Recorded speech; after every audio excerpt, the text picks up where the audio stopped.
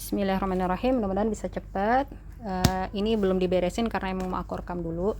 Jadi di toko buku itu kemarin pas beli ini itu memang sudah ada tersedia beberapa tumpukan yang memang untuk kurikulum, sepertinya kurikulum Merdeka ya ini ya. Dan aku ngambil yang khusus matematika dan atau memang adanya waktu itu cuma ada ini, matematika dan bahasa Indonesia untuk yang kelas 2.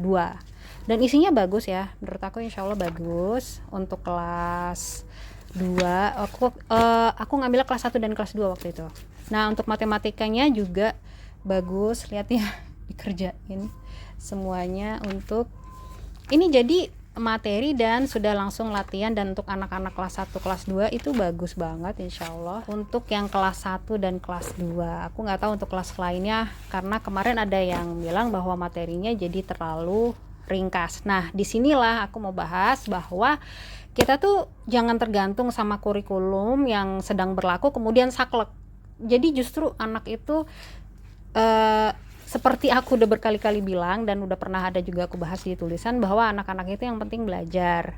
Nah belajarnya tuh seperti apa sih gitu kan. Kalau misalnya yang materi dirasa kurang gitu kan, sebenarnya buku-buku yang sebelum-sebelumnya ada pun masih bisa dipakai. Ini jadi anak-anak tetap mengerjakan buku-buku yang sebelumnya ada. Jadi misalnya disuruh baca satu bab, kemudian kerjakan latihannya. Nah ini nih, jadi aku beliin 2 buku latihan ya, IPS sama IPA-nya gabung ya, atau bahkan di sini bahkan nggak ada IPS IPA. Jadi aku masih ngandelin 2 buku latihan, dan untuk IPA IPS-nya aku tetap suruh baca per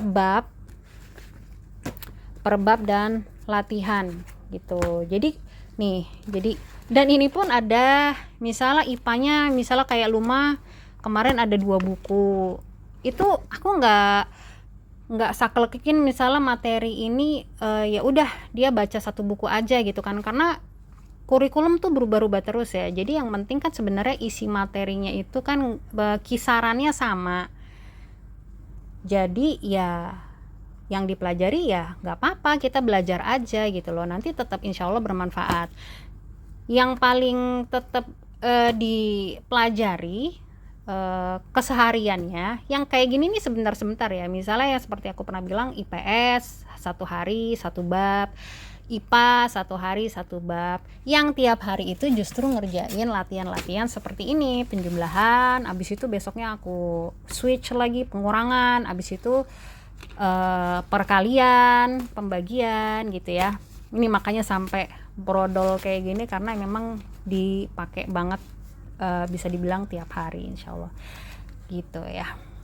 Semoga bermanfaat.